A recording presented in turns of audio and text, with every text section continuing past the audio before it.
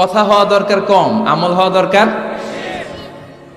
বিশ্বনবী বলেছেন, one of the minor sign before the day of judgement your Islamic lectures will be very longer and your offering সালা 5 times a day will be very shorter. কিয়ামতের আগে বক্তব্য হয়ে যাবে লম্বা, নামাজ হয়ে যাবে ছোট। এখন নামাজ ছোট, নামাজে তাড়াহুড়ো আছে না নাই? রুকু থেকে সোজা হয়ে দাঁড়ানো ওয়াজিব, হানাফি স্কুল অফ থটে, হানাফি মাযহাবে ওয়াজিব, আর ওয়াজিব তরক করলে সৌ সিজদা দিতে হয়। অন্য মাযহাবে রুকু থেকে সোজা হয়ে ধীরস্থিরভাবে দাঁড়ানো এটা ফরজ, এটা না করলে ইউর সালা is null and void, completely null and void, বাতিল। কিন্তু আমরা রুকু থেকে কোন রকম মাথা উঠে সেজদায় দৌড় মারে, এরকম ডাকাইত আছে না নাই? এগুলো কি ডাকায়?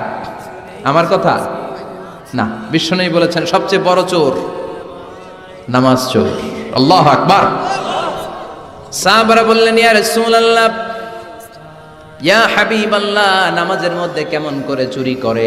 নামাজে তো চুরির সুযোগ নাই। বিশ্বনবী বললেন, ইয়াসরিকু ফি রুকুইহি ওয়া সুজুদিহি, রুকু সিজদার মধ্যে চুরি করে। রুকু থেকে সোজা হয়ে দাঁড়ায় না, 2 সেজদার মাঝখানে একটা সেজদা দিয়ে ধীরস্থিরভাবে বসা ওয়াজিব। আল্লাহুম্মা গফিরলি ওয়ারহামনি ওয়াজবুরনি ওয়াআফিনি ওয়ারযুকনি, এই 7টা জিনিস আল্লাহর কাছে চাইবেন, সময়ই নাই আমাদের। সেজদা থেকে কোন রকম মাথা তুইলে মুরগির মতো আরেক ঠোকর মারে, ডাকাত। এগুলো কি? বিষ্ণু বললেন এগুলো ডাকাত, এরা নামাজ নিয়ে চুরি করে, ডাকাতি করে। এজন্য নামাজের মধ্যে ধীরস্থিরভাবে সালাত আদায় করতে হবে, তাড়াহুড়ো করা চলবে না। বিশ্বনবী মেরাজে গেছে কয়বার? কথা কয় না। আর আমাদের প্রতিদিন 5 বার মেরাজে যাওয়ার সুযোগ আছে না নাই?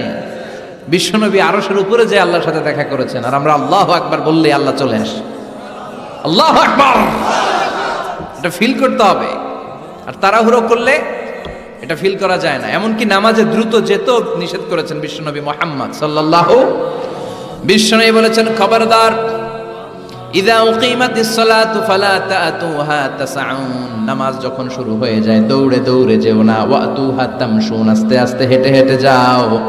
ফামা আদরাকতুম ফাসাল্লু ওয়া মা ফাতাকুম ফাআতিমু, আস্তে আস্তে যে যতটুকু ইমামের সাথে পাবা ততটুকু পড়ো, আর যতটুকু ছুটে যায় সালাম ফেরানোর পর নিজে দাঁড়িয়ে দাঁড়িয়ে পড়ো। কবুল করবে কে? কিন্তু তাড়াহুড়ো করা যাবে না।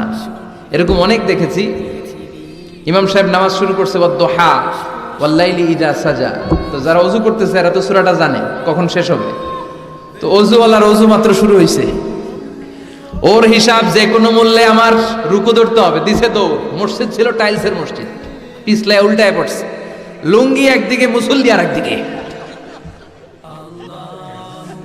আমার নিজের জানা ঘটনা, পা ভেঙে ফেলছে মুসল্লি।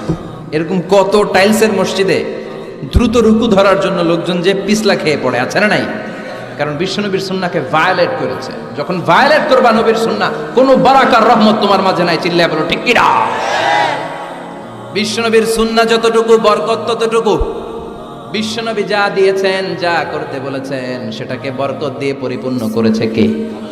এজন্য নামাজে তাড়াহুড়ো করা যাবে? There is no rushing in সালাহ, there is no hastiness in সালাহ। নামাজে তাড়াহুড়ো নাই। আর যখন নামাজে দাঁড়াবেন ভাববেন এটা আমার জীবনের শেষ নামাজ। পারফর্ম দ্য সালাহ as if this is your last and final prayer.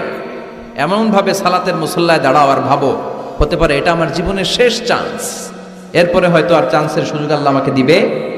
এজন্য সালাতে তাড়াহুড়ো করবেন না তো? করবেন ধীরস্থির ভাবে পড়বেন।